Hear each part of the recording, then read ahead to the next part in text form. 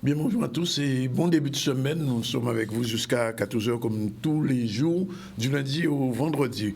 Aujourd'hui, on fera un focus spécial Capesterre puisqu'on a avec nous deux capestériens. Une capestérienne, Muriel Dorville et Adjoint Toumer, déléguée aux affaires économiques de la ville de Capesterre. Bonjour. Bonjour. On a Woody Corneli, notre ami, et aussi diffuseur, directeur de radio RHT. Bonjour, Woody. Bonjour, Danick. Sakai. Plus loin, on va recevoir Caroline Bourguine. Elle est journaliste indépendante, réalisateur de films, notamment un beau film sur le Goka. On va parler avec elle tout à l'heure.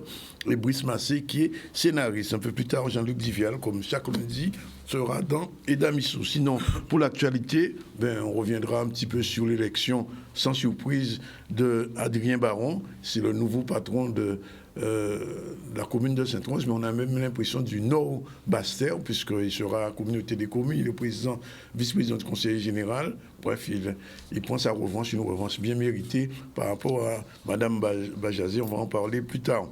Rencontre entre entrepreneurs avec les lycéens de Chevalier de Saint-Georges. Stanley Manico était sur place. Présentation du dernier livre de Ronald Selbonne, Marie Galantet. Il a sorti un ouvrage qui s'appelle Marie Galanterie. On va le recevoir très prochainement ici. Donc, on aura l'occasion de dire deux petits mots sur cet ouvrage. Et puis, football, si on a le temps, Juventus Red Star 2-1. Et puis, c'était l'anniversaire, vous le savez, de Marius Trésor ce week-end. Voilà, 12h33. Merci d'être avec nous. On va commencer, Woody, par la dame d'abord. Et puis, on va revenir vers vous. Madame Dorville, merci d'être avec nous. Alors, vous êtes déléguée aux affaires économiques de la ville de Capesterre. Qu'est-ce que vous faites réellement, concrètement, dans la commune ?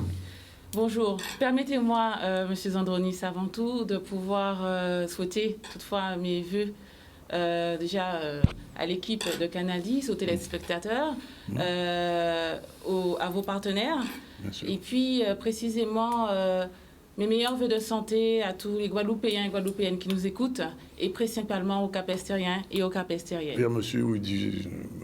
Monsieur Woody Corneli fait partie des Capestériens. Donc voilà, je l'englobe, je le mets bien sûr parmi ces Capestériens à qui je souhaite, bien entendu, mes vœux les plus sincères, mes vœux pour une meilleure santé, puisque aujourd'hui la santé, c'est l'or d'aujourd'hui et de demain. C'est le principal atout. Tout à fait. Oui. Tout à fait. Alors, pour revenir à la question sur aujourd'hui Capesterre Bello, aux affaires économiques, qu'est-ce que vous englobez concrètement ? Alors, depuis le début de cette mandature, effectivement, nous avons une équipe dynamique qui travaille d'arrache-pied sur les questions, notamment économiques et sociales, du territoire. Nous n'avons pas attendu ce début de mandature pour pouvoir mettre en place et penser à une Capesterre Bello nouvelle, en réalité. C'est ce qui nous a permis justement, dès le premier trimestre de l'an dernier, de débuter sur les actions. Nous avons débuté notamment par l'ouverture du village artisanal de Capesterre Bello, un dossier qui était dans les tiroirs depuis déjà plus d'une dizaine d'années, que nous avons ressorti, travaillé en amont, établi un jury pour pouvoir sélectionner les artisans qui aujourd'hui sont installés. Donc nous avons débuté par cela. Maintenant, la partie économique, clairement, le service économique est un service nouveau au sein de la municipalité de Capesterre Bello, puisqu'il n'existait pas avant notre arrivée. Donc un service que nous avons pensé avant tout, monté. Aujourd'hui, nous avons une vraie ingénierie au sein de ce service économique de la ville de Capesterre Bello. Et puis, donc sur ces premiers mois, nous avons surtout pensé projets, on a mis en place les projets à venir, démarré, comme je vous disais, par le village artisanal. Il fonctionne bien, le village artisanal ? Le village artisanal de Capesterre Bello fonctionne bien. Bien entendu, qu'on se le dise, comme tous les points économiques de la Guadeloupe aujourd'hui, avec la crise économique, il y a eu bien sûr un ralentissement de l'activité. D'ailleurs, je salue les artisans du village qui nous regardent et surtout les artisans de façon globale de notre ville de Capesterre-Belle-Eau. Donc on a un village qui fonctionne, qu'on accompagne avec des acteurs que nous accompagnons quotidiennement. Et puis, ma foi, au fur et à mesure, comme on dit, step by step, on arrivera justement à un développement global, puisque c'est tout le boulevard maritime de Capesterre-Belle-Eau. On a un projet d'animation sur l'ensemble du boulevard maritime pour pouvoir animer, proposer aux Capestériens une animation viable pour cette partie-là. Pour répondre précisément à votre question, bien entendu, nous n'avons pas fait que cela, puisque nous avons travaillé également sur l'emploi, l'accompagnement des porteurs de projets, puisque depuis ce début de mandature également, j'accompagne certains porteurs de projets sur la question de leur idée, passer de l'idée au projet, du projet à la création. Et avec l'ensemble de l'équipe de Jean-Philippe Courtois, nous avons mis en place justement un service dédié à cela. Oui. Alors, il y a quelque temps de cela, je me souviens, l'association des commerçants de Capesterre était assez mécontente du fait que, premièrement, les transports ne passaient plus par, les voitures ne passaient plus par le bout, et les commerçants avaient le sentiment que leur commerce perdait en importance et en valeur. Est-ce qu'au niveau de cette structure économique de la ville, il y a une bonne relation avec les commerçants de Capesterre pour essayer de redynamiser un petit peu ce bout, ce centre-bourg? Alors, nous avons une bonne communication entre nous. Là-dessus, je ne pense pas que quelqu'un dira le contraire ici. Maintenant, il est sûr qu'il reste du travail à accomplir. Nous avons débuté cette mandature de façon dynamique. Nous avons vu certains artisans. Bon, maintenant, je profite d'ailleurs, permettez-moi de profiter de cette antenne pour pouvoir justement demander aux artisans qu'on n'a pas vus bien sûr de se rapprocher du service. Ils nous voient, ça c'est certain, mais maintenant qu'ils n'hésitent pas à se rapprocher de notre service, puisque nous sommes là également pour pouvoir les accompagner sur le développement de leur structure. Et nous avons un projet qui a débuté justement pour les aider à juste développer leur structure et qu'on puisse aussi avoir un accompagnement numérique, puisque vous savez que le numérique, nous sommes dans le numérique, dans l'ère du numérique, on ne peut rien faire sans le numérique. Et au sein de la ville de Capesterre-Belle-Eau, nous avons notamment 3 conseillers numériques qui sont dédiés à la population, donc 2 au niveau des associations, donc l'un au niveau de l'association Fougère, que je salue, le deuxième au niveau de l'association, du centre social, le Carbet, qui a ouvert récemment. Et puis le 3e conseiller numérique dédié à la ville de Capesterre-Belle-Eau, donc via la mairie de Capesterre-Belle-Eau. Donc, et au service économique, justement, nous sommes là pour pouvoir les accompagner. Je le dis de nouveau parce qu'il est important, bien sûr, que tout un chacun le comprenne. Et donc, les projets sont en cours et nous attendons justement la suite. La question que je vais vous poser à faire le lien avec Ouidi, est-ce que les informations économiques arrivent aux médias? Je pose la question à Ouidi. Puisque s'il y a un service économique, obligatoirement, il y a de l'information et de la communication. La question globale pour Capesterre ou bien pour Capesterre, avant Capesterre, on est en train de travailler. On est en train de travailler parce qu'il faut dire qu'en général, en Guadeloupe, nos élus, nos politiques, peut-être l'ignorent ou bien font semblant de l'ignorer. L'économie sociale et solidaire, l'activité radio, les radios associatives telles que RHT ou les autres, font partie de cette économie et c'est quand même 2 employés sur 8 en ce qui concerne l'économie et sociale. Il faudrait des vrais projets. Le projet doit être sur un objectif avec la municipalité, avec les jeunes qu'on peut aussi intégrer et aussi les artisans, par les artisans qui ignorent, c'est-à-dire qu'il faut faire un travail de communication. Je crois qu'il faut, j'ai entendu parler de Capesterre ville nouvelle, donc construire une ville nouvelle, c'est effectivement recommencer à zéro et se préparer pour l'avenir. C'est votre sentiment? Capesterre-Belle-Eau, une ville nouvelle, nous y sommes. Oui. Donc, M. Corneli, nous y sommes. Le dynamisme est présent, le travail a bien démarré. Et je le répète, nous n'avons pas attendu cette mandature pour pouvoir nous mettre au travail pour les projets de Capesterre. Oui. Et ma foi, nous continuerons dans cette lignée. Alors, quand un nouveau maire arrive dans une commune, en général, il se bat ou il se démène pour pouvoir créer de l'attractivité dans sa ville. Alors, est-ce qu'il y a des projets pouvant susciter cette attractivité à Capesterre en ce moment? Bien sûr. Notamment, nous avons commencé par l'ouverture du centre social Le Carbet. D'ailleurs, que la préfecture a salué, puisque c'est pas... C'est plutôt rare de voir une municipalité accompagner un centre social autre sur son programme. Et c'est ce que nous faisons, clairement. Nous avons débuté également... là, il y a eu des ateliers qui ont été réalisés sur le parc Paul-Lacavé, qui est quand même...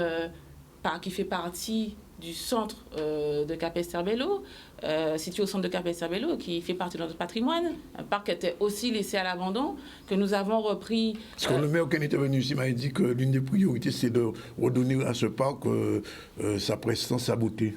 Oui, tout à fait. Je ne suis pas allé depuis, alors tout à fait. Mais le maire de Capesterre-Belle-Eau, Jean-Philippe Courtois, a eu raison de vous le dire, parce que c'est exactement ce qu'il a fait.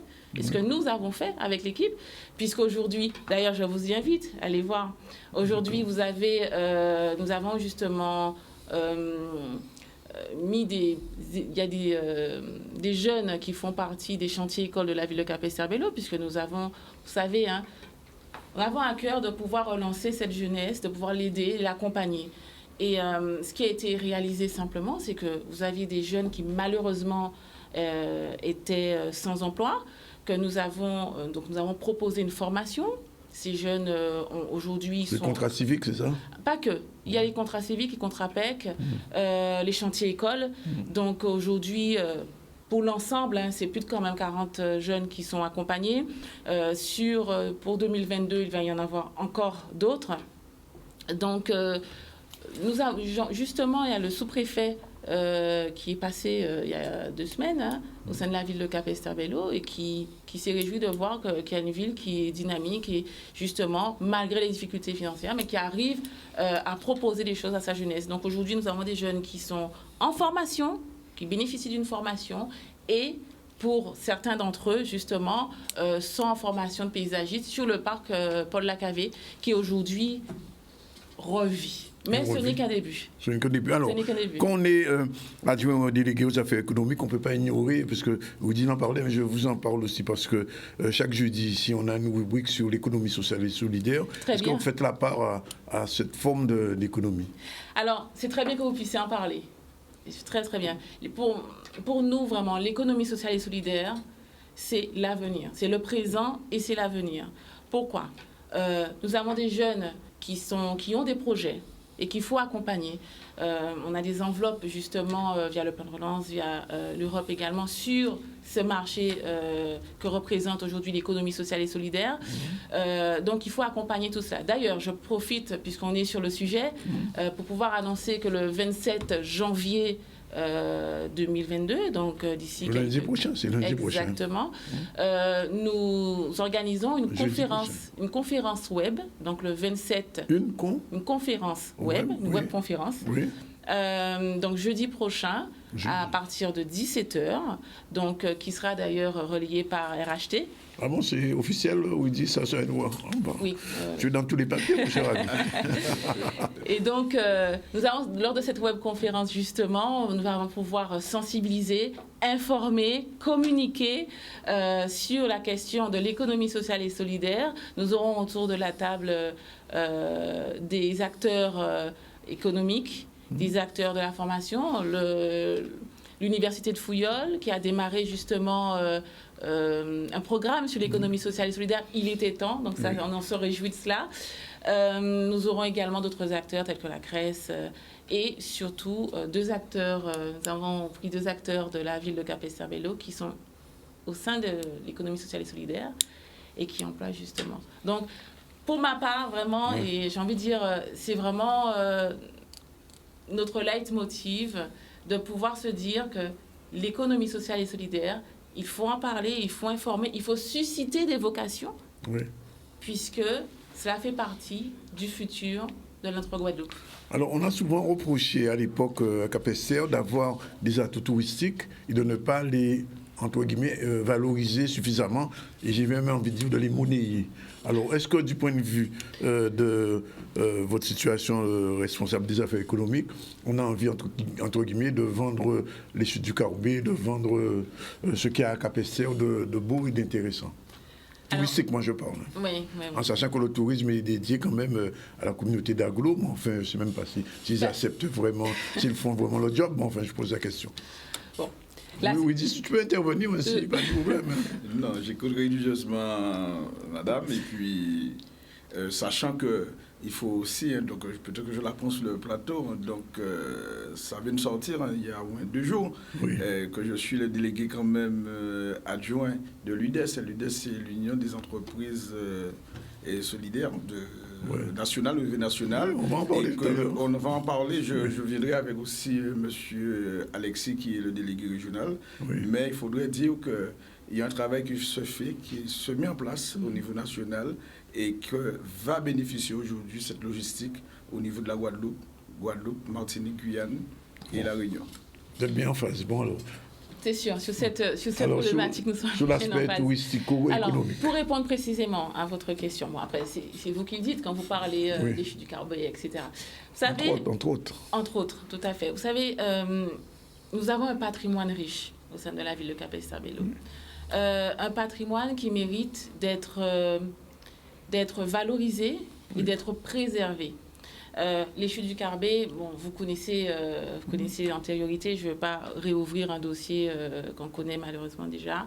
Maintenant, il est quand même important de dire que Jean-Philippe Courtois et sa majorité, nous avons vraiment fait le nécessaire pour pouvoir récupérer ce patrimoine et qu'il revienne aux Capestériens. Ça, c'est une première chose. Maintenant, les affaires sont en cours. Maintenant, en ce qui concerne le patrimoine touristique de la ville, nous avons vraiment à cœur de pouvoir le valoriser. Il reste encore beaucoup à faire, puisque le Covid est passé par là, mais on va pas s'arrêter sur le Covid. Bien au contraire, il reste encore à faire. Il y a des choses. Donc, on a des projets, on a des projets justement de développement touristique pour la ville. Mais il n'est vraiment pas question de vendre ce patrimoine, en tout cas celui dont nous avons une gestion, de le vendre à l'extérieur. La plage de Roseau, par exemple, elle va être un petit peu plus aménagée dans l'avenir? C'est très bien. Oui, la plage de Roseau, qui est l'une des plages les plus visitées. Vous vous souvenez, dans notre enfance, on avait cette plage sur les cartes postales. On a encore une plage qui est très visitée aujourd'hui et qu'on continue et qu'on continuera bien sûr à aménager. Oui. Alors, concernant le tourisme, surtout à Capesterre, on a vu passer des municipalités. Donc, aujourd'hui, j'ai bien entendu madame, on ne va pas laisser partir le patrimoine. Mais déjà, il faut aller les chercher. Et effectivement, je ne dis pas que je suis dans le secret de cette municipalité, mais c'est un échange quand même avec cette municipalité et qui écoute. C'est déjà une bonne chose, contrairement à beaucoup. Et je crois que il faut donner le temps au temps. On entend aujourd'hui, il faut développer le tourisme à Capesterre. Avant de développer un avis personnel, il faut la formation qui est en place, qui commence à se mettre en place.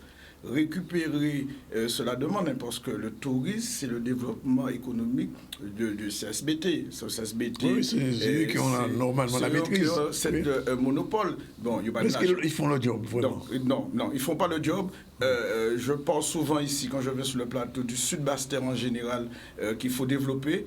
On a cette richesse. La Guadeloupe au niveau touristique, c'est pas simplement Saint-François, Saint-Riviera, quoi. Et la Riviera. Oui. Aujourd'hui, le tourisme, et j'ai entendu, il est obridé sur ce plateau, et il a oublié qu'il a été aussi président du CTIG. Je me pose la question, qu'est-ce qui a été fait? On a eu le député et ancien maire de Bouillante, Philippe Cholette, qui a été aussi au CTIG. Est-ce que vraiment on avait fait ce qu'il faut? Aujourd'hui, sous l'expulsion de ces jeunes maires, et aussi on a beaucoup de jeunes, surtout à Capesterre, je le dis tout le temps, je le dis en arrivant, je le dis, on a des gens qui sont formés, qui méritent d'être formés, et cela va permettre cette région de se développer au niveau touristique. le tourisme, ce n'est pas simplement les hôtels ou encore les tours opérateurs. Il faut aussi aider au niveau des gîtes, au niveau du petit commerçant qui vend le sorbet ou encore autre.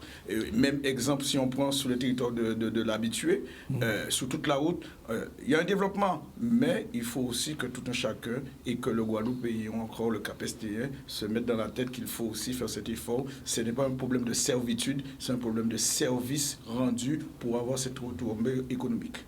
Vous êtes d'accord? Alors, partiellement.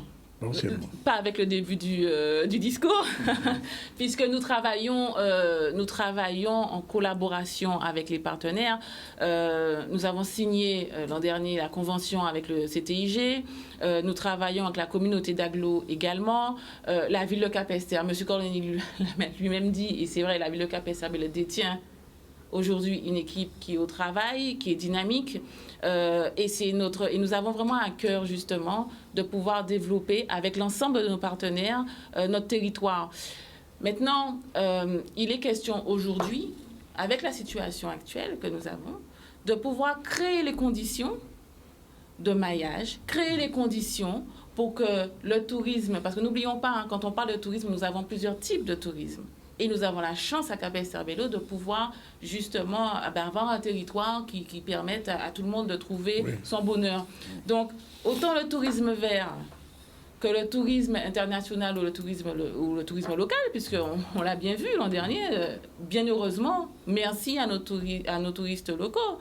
Donc, aujourd'hui, il est question de créer les conditions pour que justement, qu'on puisse avoir un développement plus prononcé sur notre territoire et avec l'ensemble de nos partenaires. Alors, je saisis la balle au bon, puisque je suppose que vous êtes une voyageuse, si vous parlez autant de tourisme. Qu'est-ce que vos voyages à l'extérieur vous ont porté dans la vision de votre pays, par rapport à votre pays? Alors, j'ai tendance à dire vraiment qu'il est important parfois de prendre du recul et de pouvoir voir ce qui se passe à l'extérieur, pour pouvoir améliorer notre vision de notre territoire. Effectivement, il est vrai que j'ai beaucoup voyagé pendant les études et pendant mon parcours de façon globale. J'ai vu des endroits magnifiques, c'est certain. Par exemple, quand on prend le sud de l'Inde et tout l'état du Tamil Nadu, du sud de l'Inde, où on peut se dire effectivement qu'il y a une forte pauvreté, mais il y a aussi des paysages très beaux. J'ai pu voir le continent africain, parce qu'on l'oublie, mais l'Afrique, c'est bien un continent. L'Europe, bon, clairement. Au sein de la Caraïbe, nous avons un joyau qui est notre papillon, la Guadeloupe. Au sein de la Guadeloupe, on a Cap-Esther-Belle-Eau. Cap-Esther-Belle-Eau qui est la plus grande ville qui est quand même la plus grande ville du sud Basse-Terre. D'accord. Oui. Où nous sommes situés quand même, nous avons cette chance d'être situés entre mer et montagne. Oui. Nous avons de quoi faire, clairement. Donc, il faut bien sûr avoir les moyens et les projets. Les projets sont là. Les moyens, nous les recherchons et nous continuons justement à y travailler. Ce qui est certain, c'est que Cap-Esther-Belle-Eau, une ville nouvelle, ce n'est pas qu'un dire, c'est une réalité. C'est une réalité et il faut aussi nous laisser le temps de pouvoir développer. Il y a deux questions avant de terminer, deux questions. Premièrement, bon, ça ne dépend pas de votre compétence, mais enfin, on parle quand même, la question de l'eau. Oui.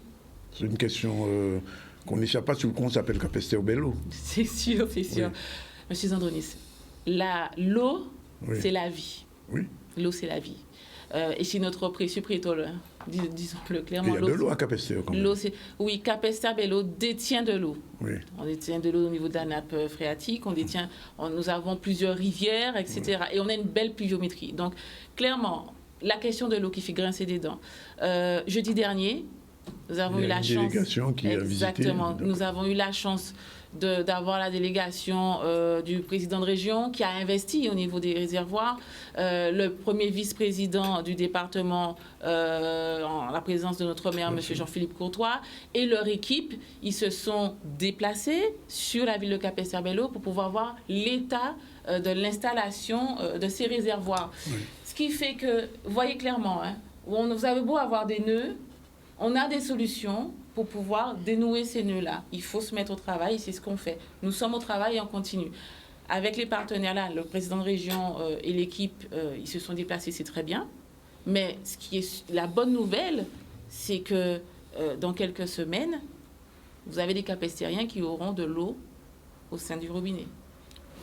On verra. Alors, autre question plus délicate. Pourquoi c'est à Capesterre, la République de Capesterre, où il y a eu des barrages les plus durs et les plus longs surtout.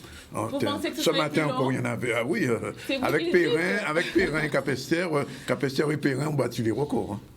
Oui, vous le dites, c'est plus long. Capesterre, vous savez, l'histoire est ce qu'elle est. Et vous savez qu'au sein de l'histoire de notre ville de Capesterre-Vélo, on a eu quelques révolutions, on va dire cela comme ça, d'accord, quelques départs. Sur cette question de la grève, la question de la grève ne date pas d'aujourd'hui. Oui. Clairement. Visiblement, les jeunes sont très actifs sur les barrages à Capesterre. Enfin, j'en ai appris encore ce matin. Oui, alors, ce qu'il faut savoir quand même, c'est que depuis le démarrage de cette grève, nous avons rencontré à plusieurs reprises les jeunes des barrages, la population qui tenait ces barrages. Donc, nous avons démarré plusieurs discussions avec eux, nous avons recueilli les doléances et mis des actions en face. Donc... ils ne sont pas encore satisfaits, visiblement. Vous savez... Il faut, comme je dis tendance à le dire, c'est step by step qu'on arrive. Oui. Aujourd'hui, on a une population effectivement qui souhaite tout avoir de suite, et ça, je peux clairement les comprendre. Maintenant, qu'on se le dise, Jean-Philippe Courtois et sa majorité est au travail. Donc, clairement, c'est ce qui nous a permis justement de répondre aux attentes des jeunes lorsqu'on les a rencontrés à plusieurs reprises. Donc maintenant, nous travaillons dans ce sens-là pour pouvoir répondre aux sollicitations et aux doléances. D'accord. Ça veut dire que jeudi prochain, je pourrais passer tranquillement? En tout cas, ce qui est sûr, c'est que ce matin, vous avez pu arriver jusqu'à votre plateau. Après 2h30 d'attente. Alors, Danick, madame est élue, donc c'est normal, mais je serai plus dur.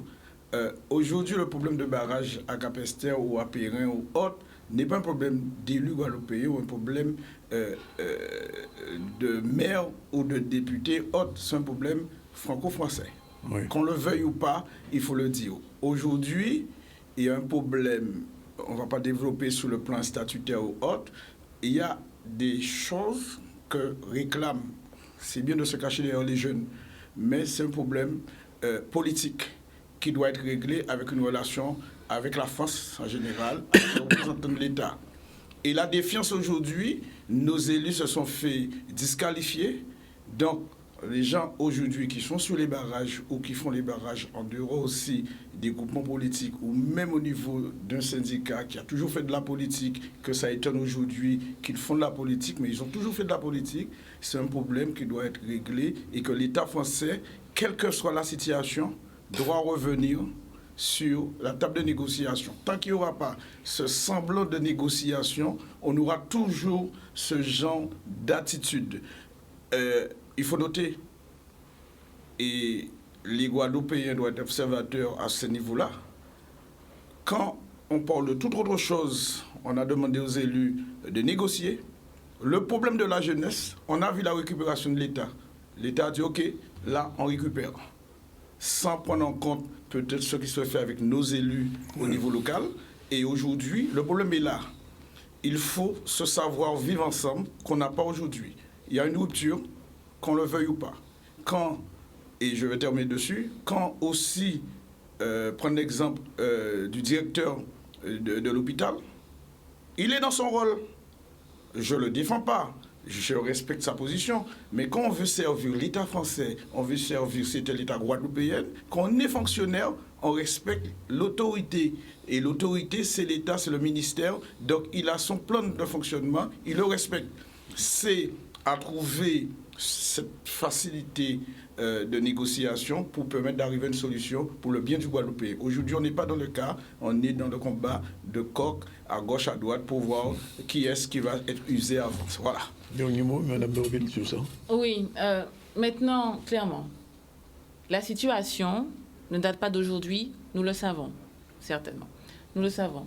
Maintenant, en face, vous avez des acteurs qui ont des doléances. Il faut y répondre. Il est question de mettre un plan d'action et d'y arriver. Maintenant, je ne suis pas de ceux qui vont penser uniquement par la France. Je pense que nous avons des atouts, nous avons des capacités au sein de notre Guadeloupe. Il faut maintenant que les gens, clairement, qu'on s'aide également et qu'on s'entraide. Il ne faut pas toujours tout attendre de notre gouvernement. D'accord. On a bientôt des votes, une élection qui approche, c'est une chose, une élection présidentielle, bien sûr, qui approche. Mais pour ma part, clairement, il n'est pas question d'attendre tout le temps sur la France pour pouvoir développer notre territoire, car nous avons des atouts et nous avons, et je vous dis sincèrement, messieurs, nous avons une chance inouïe, c'est que nous avons cette culture qui est en nous, qui constitue notre force, et nous avons en face une population qui a des idées, et il faut aussi les aider à réaliser leurs propres idées. Je ne suis pas d'accord. Je suis pas d'accord. On va revenir cette fois après. Oui. Mais je le dis, je le répète. Aujourd'hui, ce n'est pas un problème d'attendre sous la France ou pas. On est français. Il y a un gouvernement, on a des élus. Et cet raisonnement est pour les Pays-Bas, c'est pour la Corse, il est pour la Guyane. Aujourd'hui, on a les atouts. On les fait avec quoi? On n'a pas un gouvernement guadeloupéen, il faut être clair et net, on n'a pas un gouvernement guadeloupéen, on s'est prononcé dans le droit commun, s'il faut trouver cet aboutissement, et cela se passe par une négociation claire et nette de l'État français. Il ne faut pas aujourd'hui qu'on me dise qu'on a les atouts. Si on prend l'exemple sous l'affaire de l'eau, et je termine dessus, sous l'affaire de l'eau, le président Chalus est parti voir le gouvernement français, c'est vrai, ils ont dit on va développer. Oui, il a fait des travaux. Mais est-ce qu'aujourd'hui, et je le dis, on est dépendant de l'État français, et aujourd'hui, nos élus, nos concitoyens, on parle de données, on a des demandes, des doléances et des doléances, mais aujourd'hui, il ne faut pas demander qu'est-ce qu'on doit faire pour la Guadeloupe, mais dire aussi comment s'organiser pour sortir Guadeloupe dans cette situation qu'on est. Le problème est politique aujourd'hui, qu'on le veuille ou pas. Merci, M. Cornélie. Merci, Mme Dorville. On aura peut-être l'occasion de vous revoir. Puis il y a d'autres sujets sur lesquels on ne s'est pas attardé aujourd'hui. Merci en tout cas d'être venu. Je vous remercie.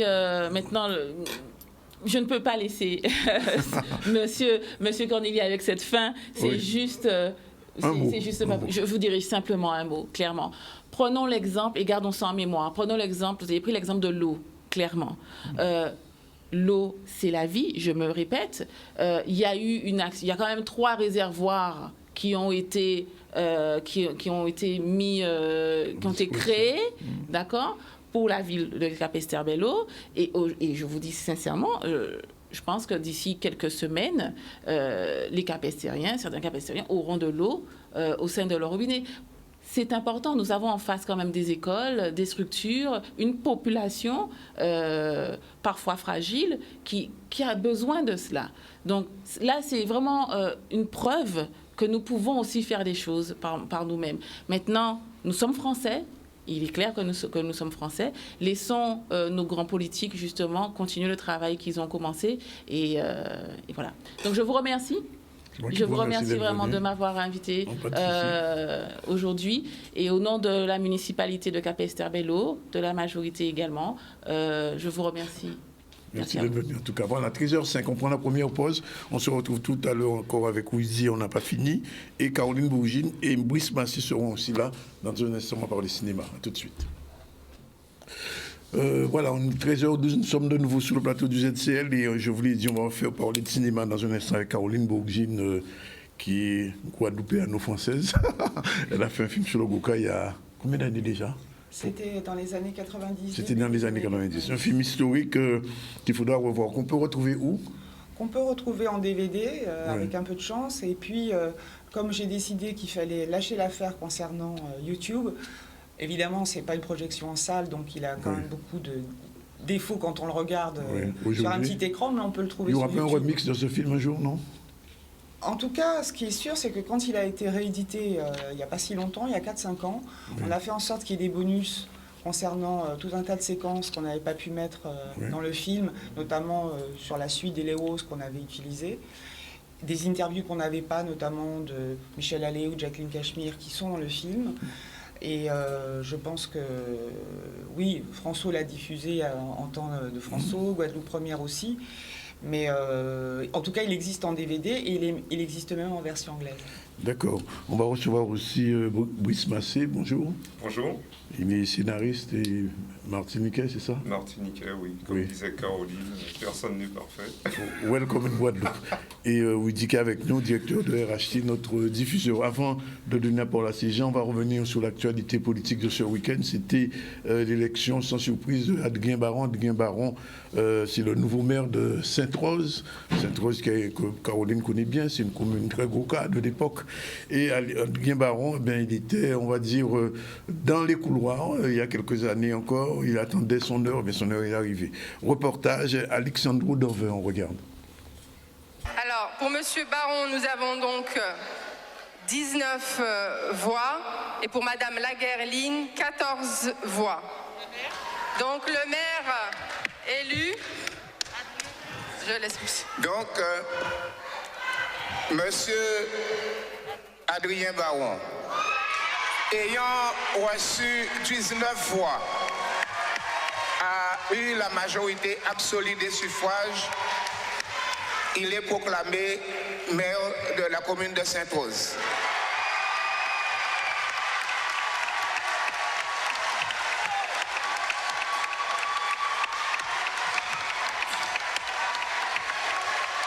Vous mesurez aisément les sentiments mêlés qui m'étreignent en ce moment où, pour la première fois, il m'est donné de m'adresser à vous en qualité de maire de la ville de Sainte-Rose, votre maire.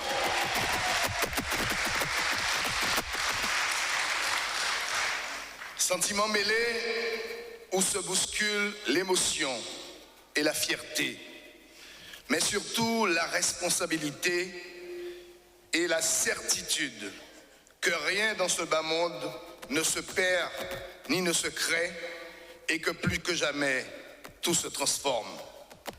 Que de chemin parcouru depuis les élections municipales partielles de février 2002, provoquées suite à la démission du conseil municipal de l'époque, et où je me suis présenté pour la première fois à une compétition électorale. Que de difficultés, que de peines, que de désillusions, mais avec une confiance inébranlable dans l'avenir.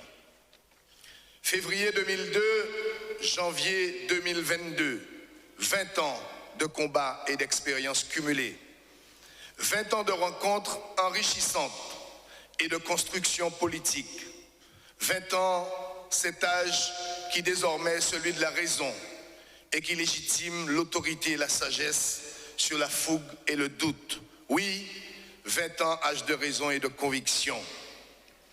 Oui, j'ai la pleine mesure du chemin parcouru, sans oubli, sans sublimation, avec justesse, mesure, honneur, responsabilité et respect. Aussi, chère population de Sainte-Rose, permettez-moi avant toute chose de remercier chaleureusement et fraternellement les 19 collègues qui ont accepté de braver et de transcender toutes les pressions, toutes les intimidations pour faire confiance à notre ambition pour Sainte-Rose, à notre alliance, à notre équipe, pour faire confiance à la loyauté et à l'ambition d'une Sainte-Rose renouvelée, réconciliée et à nouveau crédibilisée.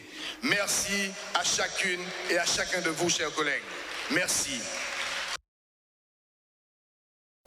Bon, il faut quand même rappeler que Adrien Baron devient maire parce que l'ancien maire Claudine Bajazé a été déchu et rendu inéligible, et donc c'est avec une partie de la majorité de Madame Bajazé qu'il a constitué sa nouvelle équipe. On verra bien.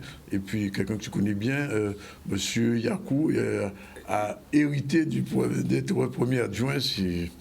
petite surprise aussi, enfin bon, tout peut arriver. Non, il avait déjà annoncé son rapprochement avec Baron pour le dernier contenant. On a vu qu'il était dans les coulisses, donc c'est pas étonnant. Hein, donc, pas étonnant. Premier adjoint, on verra ce que ça donne. C'est tout ce qu'on mérite. Sainte-Rose, c'est sortir dans cette difficulté parce que là, ça ressemble aussi à un cadeau empoisonné. Parce que Sainte-Rose n'est pas facile. C'est bien ce que je dis, c'est à suivre. On quitte le domaine politique. On compte entrepreneur avec le lycéen de Chevalier Saint-Georges, c'était la semaine dernière. Sandy Manicor était sur place. On regarde, il est 13h18 déjà.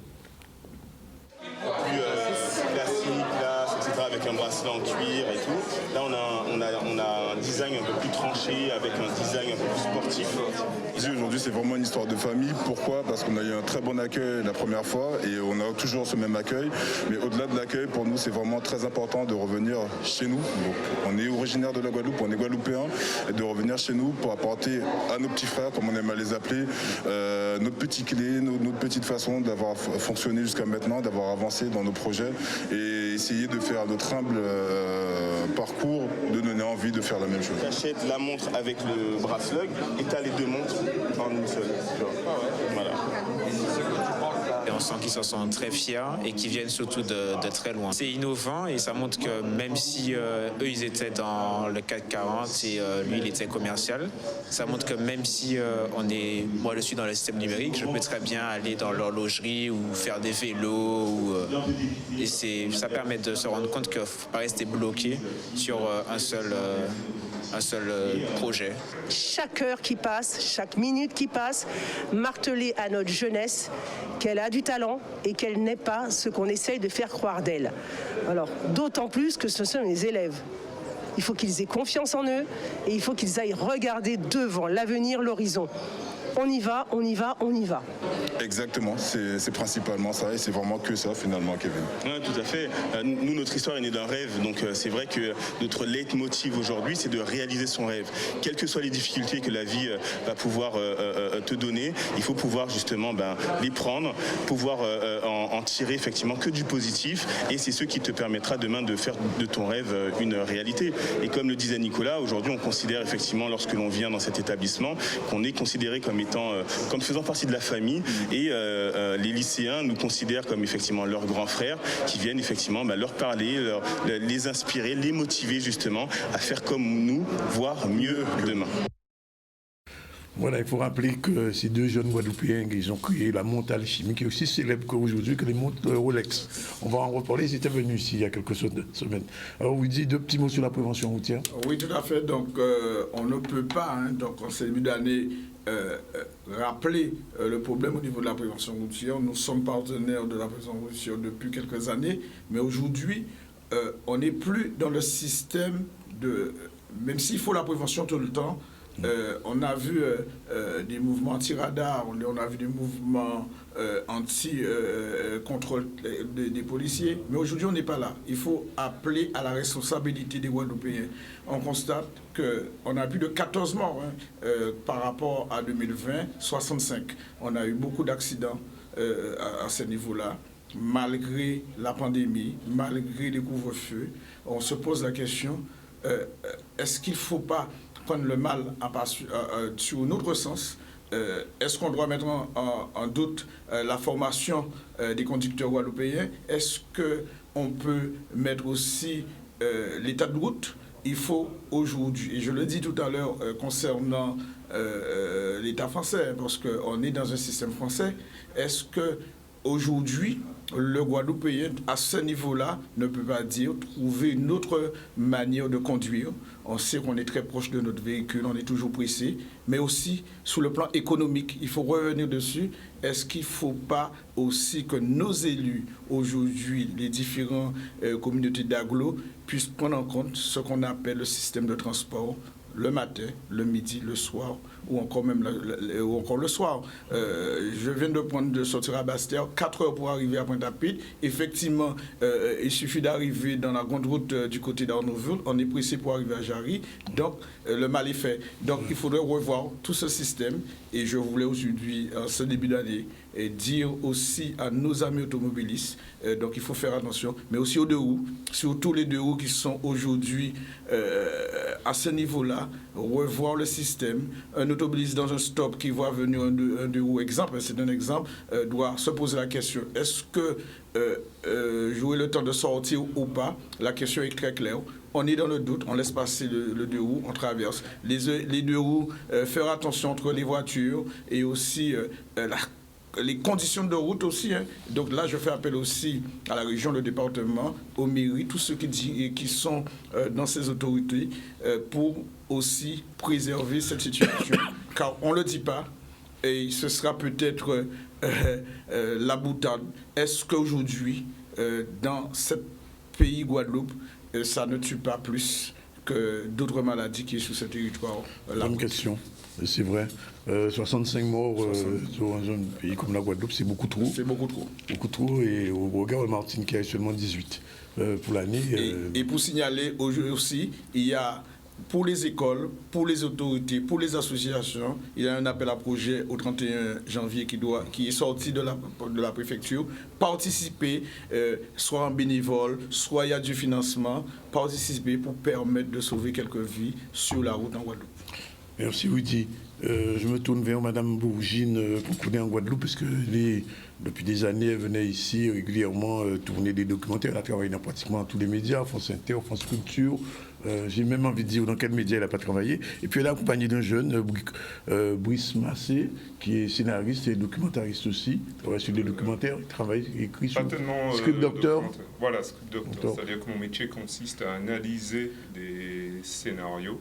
Oui. Et donc je travaille aussi pour une compagnie dont c'est le corps de métier, et on lit pour des producteurs ou des distributeurs des scénarios. Ils vont se baser sur cette analyse pour produire le film ou pas. Caroline, il y a un projet dans l'air quand vous êtes en Guadeloupe? Il y en a plusieurs. Il y en a plusieurs. Alors, quels sont-ils? Il y a toujours quelque chose dans l'air. De toute façon, pour paraphraser ce que disait Chikaya Outamsi à propos du Congo, puisqu'on lui demandait souvent, mais vous écrivez tout le temps sur le Congo, mais vous n'y vivez pas. Et il avait dit oui, mais je ne vis pas au Congo, mais le Congo m'habite. Et j'ai envie de dire que je ne vis pas en Guadeloupe, mais la Guadeloupe m'habite. Même si j'y ai habité dans les années 80, à l'époque où vous et moi, nous étions de jeunes journalistes qui démarraient notre carrière. J'étais souvent ici, c'est vrai. Ouais.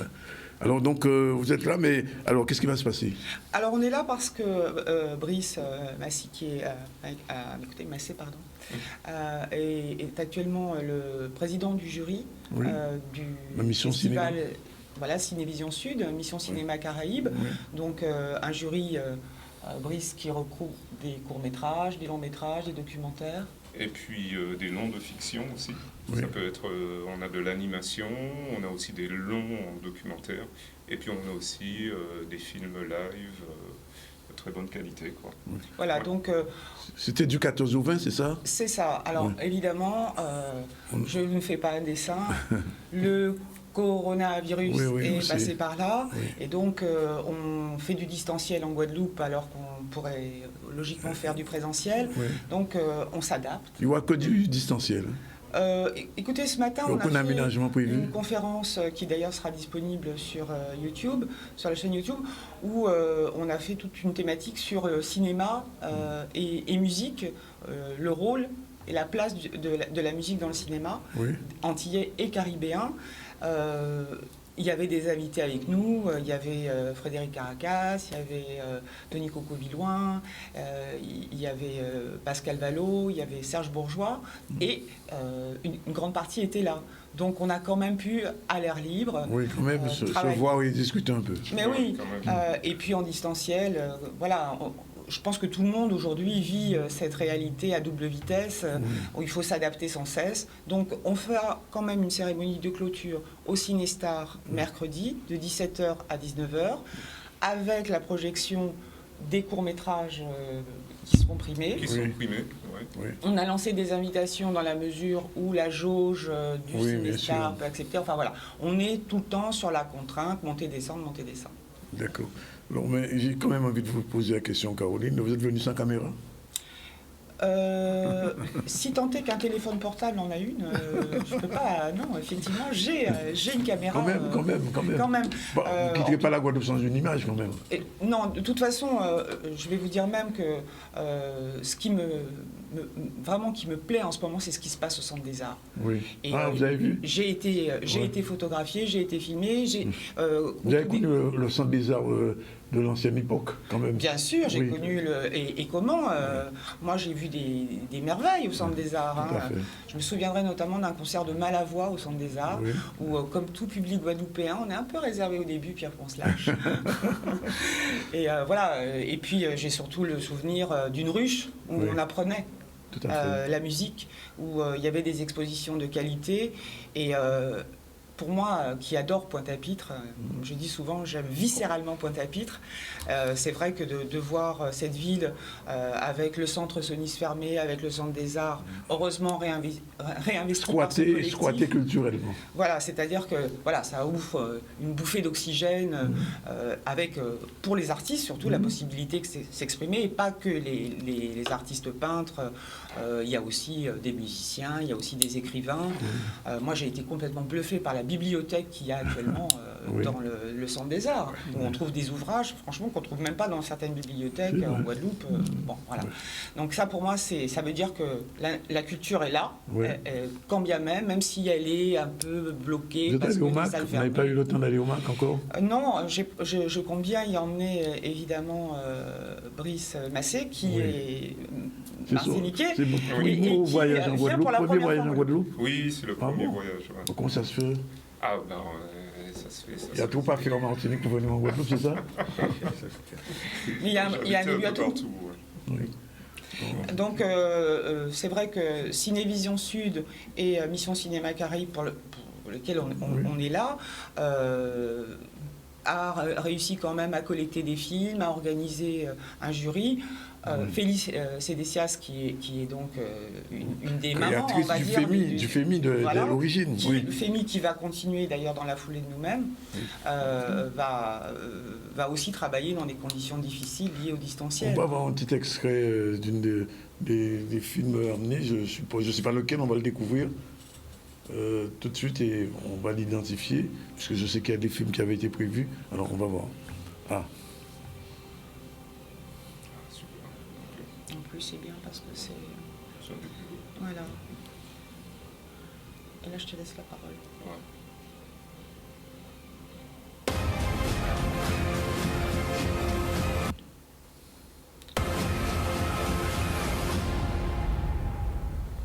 Même bidon.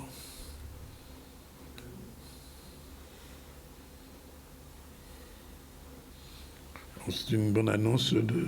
Oui, c'est la bande-annonce d'Opal, qui est d'ailleurs un des plus beaux films qu'on a reçus. C'est un long métrage d'animation. C'est un long métrage? Oui, c'est un long métrage, ça dure 1h30. Vraiment magnifique, techniquement, au niveau du scénario. Qui a été réalisé où?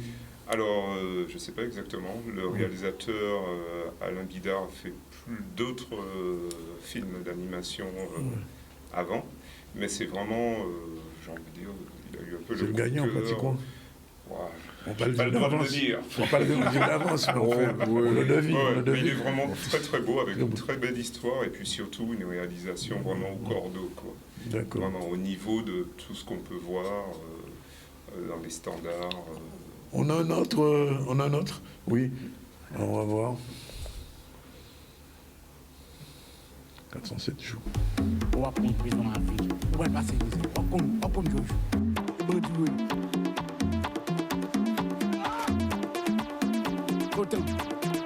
En Haïti, le système de la justice pas fonctionné même.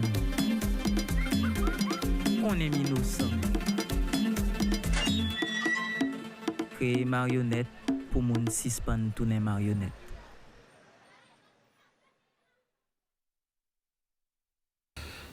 Film haïtien, Vision de paix au Port-au-Prince de loin. Il y a un troisième? Non, c'est fini. Bon, alors celui-là. Alors celui-là, c'est aussi pour le coup un court-métrage, très très original, puisque ça mêle des sa prise de vue live et animation. Animation de marionnettes, avec en plus un sujet qui est très fort, puisque ça parle de la justice. En Haïti. En Haïti, exactement. On peut avoir tout ça Alors lui, il sera diffusé 407 jours. 407 jours. Mercredi. Voilà, au Cinestar. Et puis, il y aura aussi un deuxième film primé qui sera diffusé. Ouais. D'accord. Donc, il ne faut pas rater ça. Non, il ne faut pas rater ça. Bon, je vais un petit peu embêter encore Caroline. Alors, Caroline, il n'y a plus aucun projet, rien du tout. La créativité est morte. Alors, vous voulez dire me concernant? Oui. Bon, vous savez, Dany, il ne faut jamais vendre la peau du raccoon avant de l'avoir tué. Et donc, je peux vous dire que c'est un sujet qui sent le souffle. Donc, je vous mets sur la piste. Oui.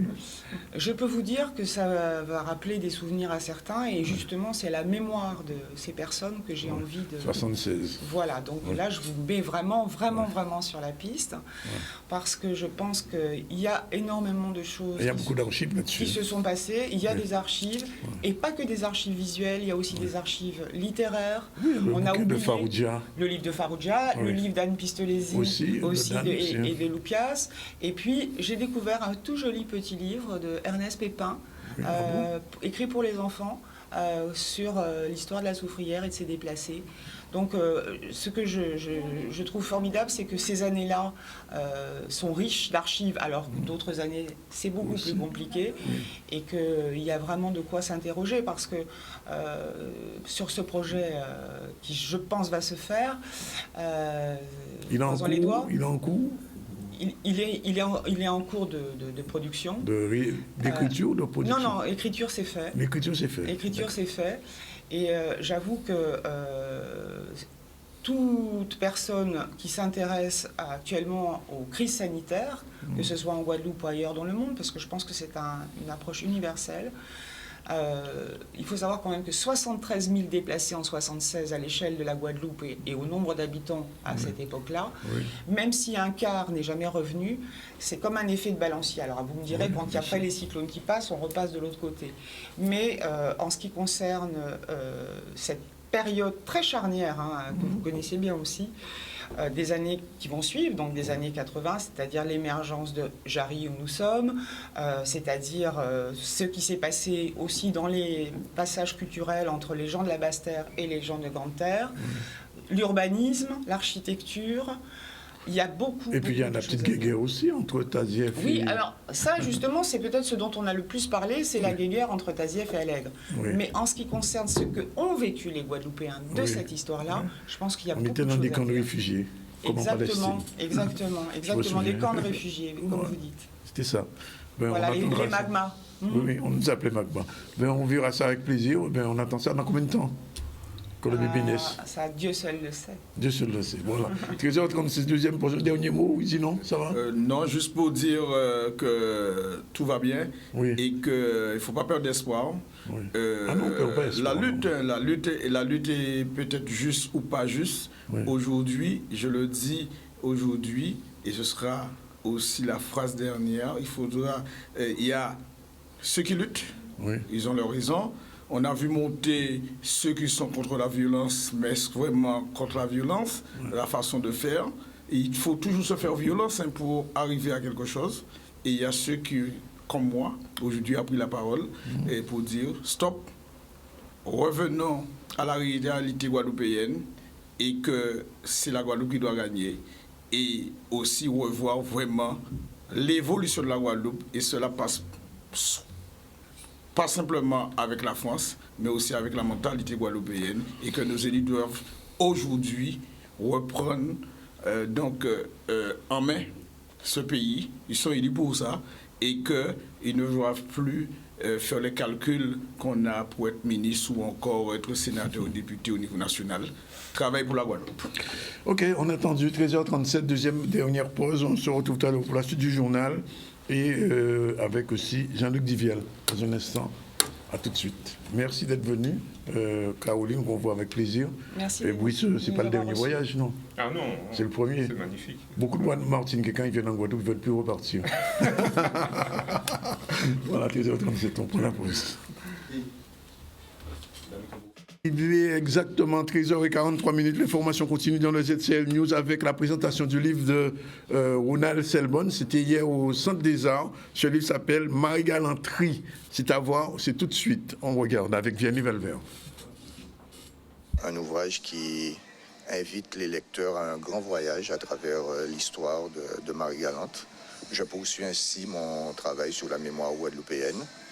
Et on peut dire que cet ouvrage, c'est en fait la Bible de l'histoire marie-galantaise. Donc tous les Marie-Galantais, tous ceux qui aiment Marie-Galante et même tous les Guadeloupéens devraient acheter cet ouvrage. C'est une île que j'adore puisque j'y ai passé pas mal de vacances, toute mon enfance à Marie-Galante. Donc il fallait vraiment honorer cette île qui a fourni beaucoup d'intellectuels à la Guadeloupe et qui continuera à fournir beaucoup d'intellectuels à la Guadeloupe. Je pense qu'on a la même sensation qu'une femme qui vient d'accoucher. On est fier de son bébé, surtout que ce bébé a mis beaucoup de temps, d'énergie, d'argent à voir le jour. Donc oui, je suis très content. Il nous manque à dire notre propre réalité avec nos propres mots. Nous laissons souvent les autres parler à notre place, ce qui n'est pas normal. Donc il faut que nous, Guadeloupéens, nous prenions la parole pour exprimer par nous-mêmes notre histoire, pour exprimer notre vécu. Et ainsi, nous pourrons aborder de façon plus sereine l'avenir. Un tout petit peu de foot avec le match Juventus Red Star. C'était ce week-end. Vianney Valverde et Richard, notre ami Richard, bien sûr, qui était sur place. On regarde ce résumé.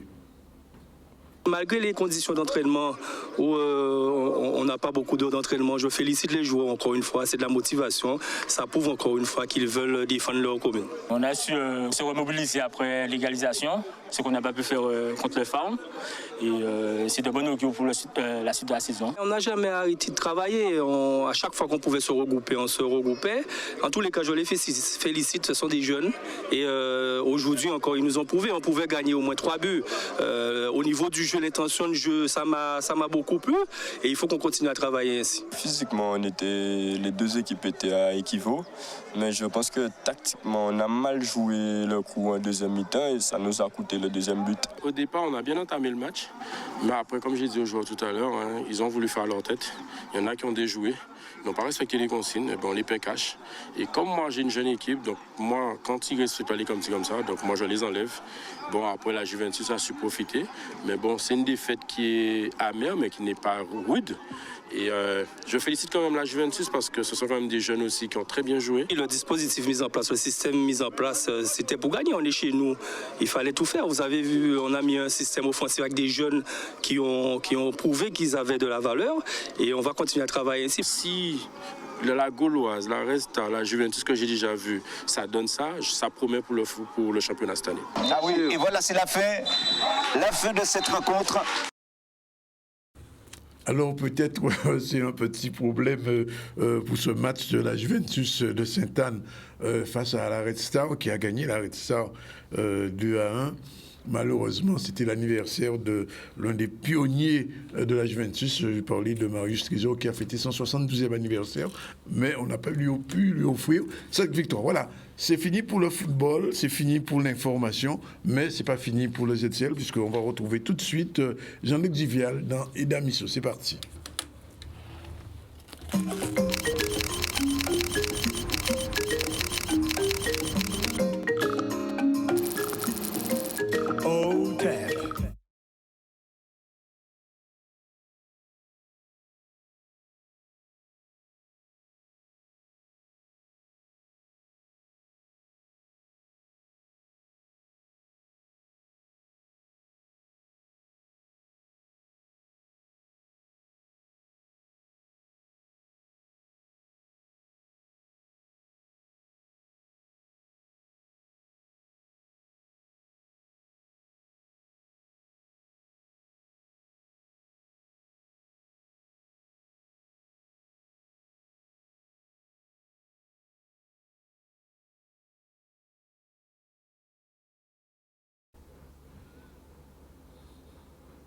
Et d'émission, c'est cette émission que vous retrouvez chaque lundi, animée, conçue et produite et aussi présentée par Jean-Luc Divial. Il s'agit de faire un petit tour sur nos mythes, mais aussi des choses que nous avons connues et que nous ne connaissons pas suffisamment. Et Jean-Luc s'attache à retrouver les sources et les racines de beaucoup de nos traditions. Et là, aujourd'hui, normalement, on devrait parler avec lui du carnaval. Et le carnaval, mais qu'est-ce que le carnaval? Mais ça vient du charnaval, puisque c'est une émission qu'on avait fait il y a déjà 2 ans. Et il y a peut-être un petit souci technique. On essaie de voir avec le technicien si les choses vont se démarrer. Visiblement, petit souci de la vidéo peut-être?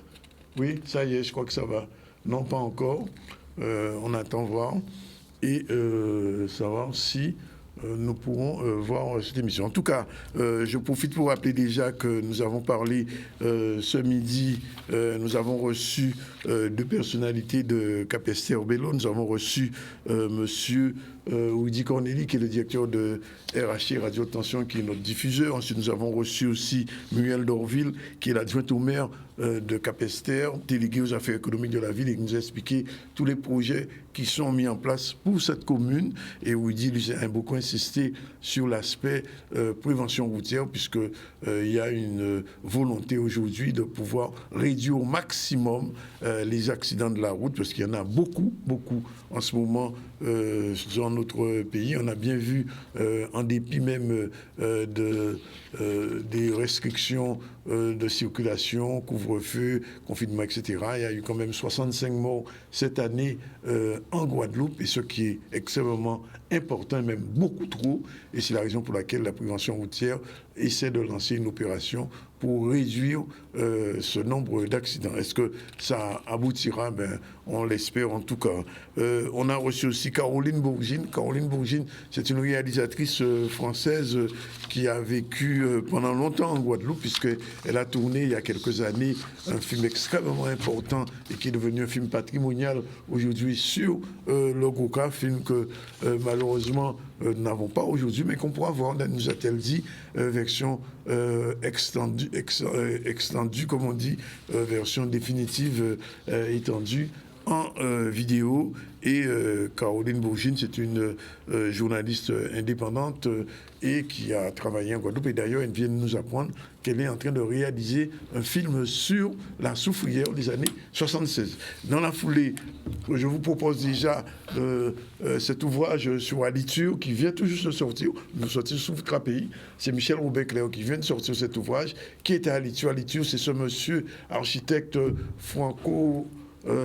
on va dire maghrébin, qui est venu en Guadeloupe et qui a construit tous les gros édifices que vous connaissez en Guadeloupe, Conseil général, palais du Conseil général, mais aussi le tribunal de Pointe-à-Pitre, les mairies qui existent, comme celle de Baïf, celle de Bimawa a été détruite, mais enfin, tous les gros bâtiments qui ont été construits en Guadeloupe ont été réalisés par monsieur Alitur, et donc madame Robin Cléo, qui est architecte et aussi membre du conseil municipal de Pointe-à-Pitre, viendra bientôt nous parler de Alitur et de tout ce qui a été fait. C'était au lendemain de 1928. Vous savez que la Guadeloupe a subi une véritable catastrophe, un cyclone qui avait tout ravagé, toute vitre écrasée, toute case écrasée. Et donc l'État, à ce moment-là, a confié à un architecte de revoir un peu l'édification des bâtiments et des édifices. Et à ce moment-là, à Alitur, il avait toute une série de bâtiments. Certains sont conservés en l'état. Certains ont été malheureusement démolis. Il y a beaucoup d'églises, de mairies, de lieux publics d'une manière générale qui ont été construits à l'époque par Alitur. Et je peux vous citer, en attendant que voir aussi le film de Jean-Luc Divial, non, je crois qu'on n'aura pas la possibilité de voir ce film. En tout cas, le Centre communal d'action des Abîmes, je vous dis ce que je vois, la mairie de Petit-Bourg, effectivement, Alitur, l'école primaire des Grands Fonds, Alitur aussi, l'église Saint-André-à-Mont-Nalou, Alitur, vous pouvez voir tous ces bâtiments, gendarmerie de Sainte-Rose, le tribunal de Port-Louis qui les affectait, peut-être que certaines personnes me reconnaissent, il n'est pas utilisé, mais il a fonctionné. L'église Sainte-Anne de Capester au Marie-Galante, il a toujours l'église à ça. Mais l'église, c'est du bâtiment. Alors, à Lisieux, c'était vraiment du solide. Le monument aux morts de Petit Canal, le presbytère des Abîmes, que tous les abîmiers connaissent, c'était à Lisieux.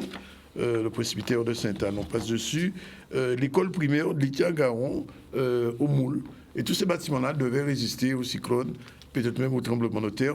Et l'hôtel du département, ce qu'on appelle aujourd'hui au conseil, qui s'appelait autrefois conseil général, eh bien, c'est à Lisieux, tous ces bâtiments qui sont pour la plupart conservés et qui font partie du patrimoine architectural de la Guadeloupe, même si c'est un patrimoine colonial, mais enfin, ça existe. Voilà, il est 13h53, nous que bout de Poujade là, probablement on verra avec Jean-Luc ce qu'il faut faire pour la diffusion de cette vidéo s'il y a eu un petit souci. Mais ne craignez de rien du tout. Demain, probablement, nous allons passer Edami Soula et on va le voir. La réalisation était assurée par Yann. Il est exactement 13h53. On arrête ici le ZCL et on se retrouve demain pour une nouvelle édition, comme d'habitude. Merci de votre écoute. Merci de votre réactivité sur le Facebook. Et si vous avez loupé l'émission, le replay, c'est sur le Facebook de Canal 10 et sur le Facebook de ZCL News. Voilà. Bye bye, à demain à la même heure.